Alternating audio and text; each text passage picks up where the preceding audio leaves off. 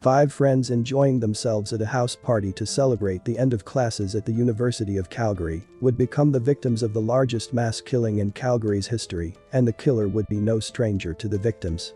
Welcome to Viral Crimes. Subscribe and hit the bell icon for more stories. A group of friends organized a party to celebrate the end of school at the University of Calgary on April 14, 2014, in a modest grey and blue split-level home on a quiet street on Butler Crescent in the adjacent Brentwood district. It was a modest get-together, since many of those who were invited had attended junior high or high school together. The remainder of the group had met at university. Katie Perez, a talented dancer, was among the remarkable group of young people. Lawrence Hong aspired to be an urban city planner. Zachariah Rathwell and Josh Hunter were both accomplished musicians. Jordan Segura was a young guy on his path to achieving his dream of being a humanitarian.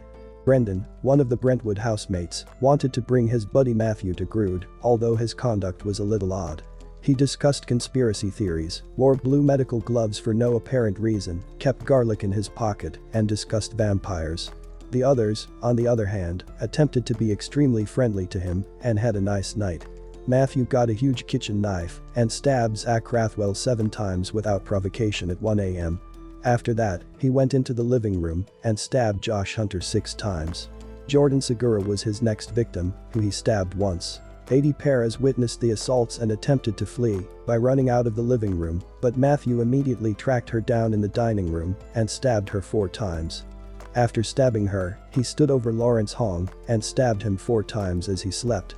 Despite being in critical condition, Josh Hunter was able to summon the strength to flee through the front door as Katie screamed while being attacked. Matthew chased Josh along the street in the neighborhood, still brandishing the knife. During this time, Brendan, the guy who brought Matthew in the first place, became aware of the assaults and pursued him.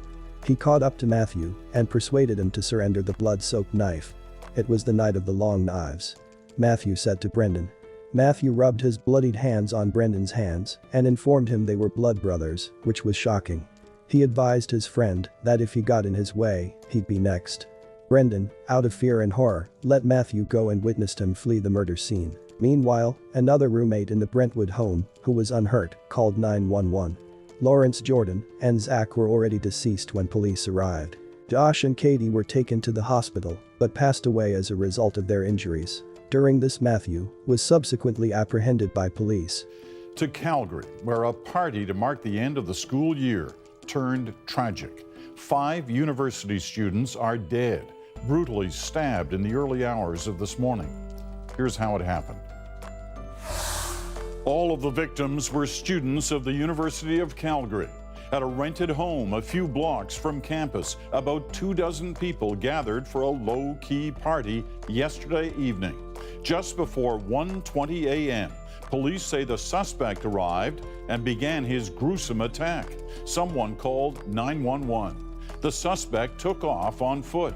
The police canine unit caught up with him about 30 minutes later, a short distance away. All right, let's go to Calgary now. Carolyn Dunn is on the street where all this happened. Carolyn.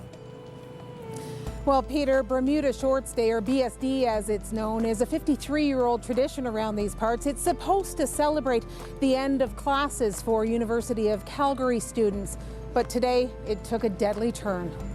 It is the worst mass murder in Calgary's history, perpetrated, say police, at the hands of an invited party guest, intent on killing. The suspect arrived at the party, obtained a large knife, and targeted the victims one by one, stabbing them several times. The carnage, tough for even seasoned police investigators. The scene was horrific. It's extremely difficult to go into a scene like that with young people who've been killed, who've been murdered. Inside the home, 3 young men were dead. A man and a woman were transported to hospital where they died too. All 5 victims were in their 20s. 2 have been identified by friends as Zachariah Rathwell and Josh Hunter of the local rock band Zachariah and the Prophets. After being tracked by the police canine unit, the suspect was arrested. A community grieving and very much in disbelief. All 5 of the victims were stabbed to death while celebrating the end of university classes. Among them, Zachariah Rathwell, a student from the Alberta College of Art and Design. When I found out, it was Zach among a lot of my other friends. I just broke down. Today, Rathwell's friends came together to remember. He was the lead singer in a local band, Zachariah and the Prophets. The drummer was Josh Hunter, another one of the victims. On Saturday night, they played a concert celebrating the release of their EP. They were pretty much over the moon about it. They were very happy. They said it was the best show they'd ever played. Jordan Segura and Katie Paris were also part of that same circle of friends. They'd all gone to high school together.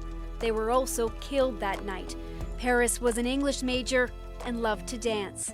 We danced with her ever since we were little. We have so many good memories, but I can't think of a more undeserving person for this to happen to. Segura was enrolled in religious studies. He was working part-time at this funeral home. Tremendous loss for all of us. The manager is now bringing in grief counselors to help his staff.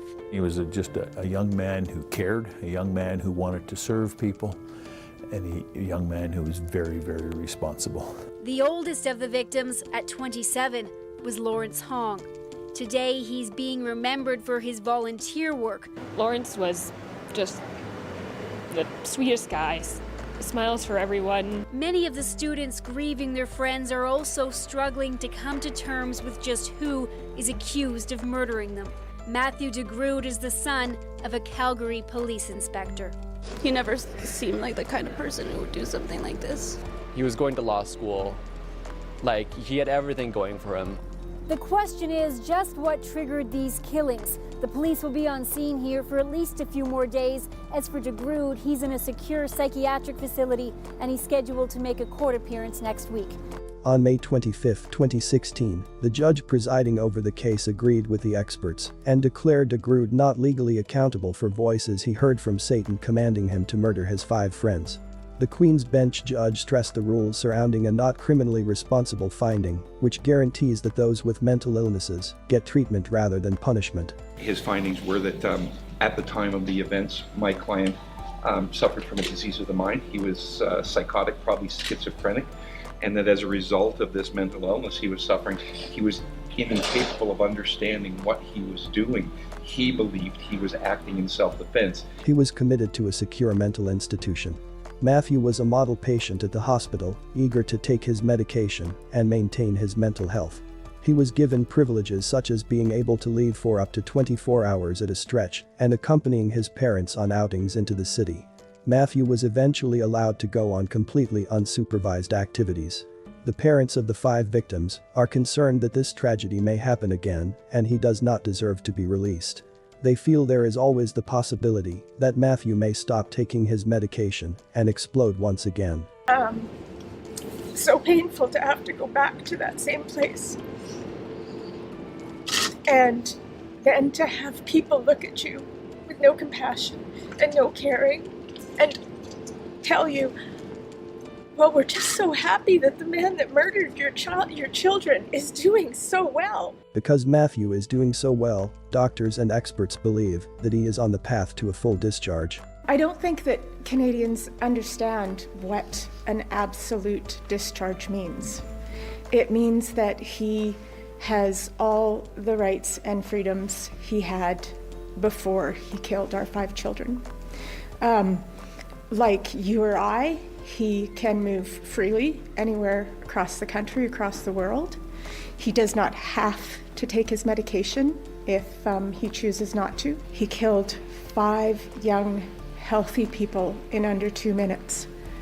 I think that should scare Canadians, because it scares the hell out of me. What happened to these 5 friends was truly a tragedy. Celebrating the end of classes should not end in murder.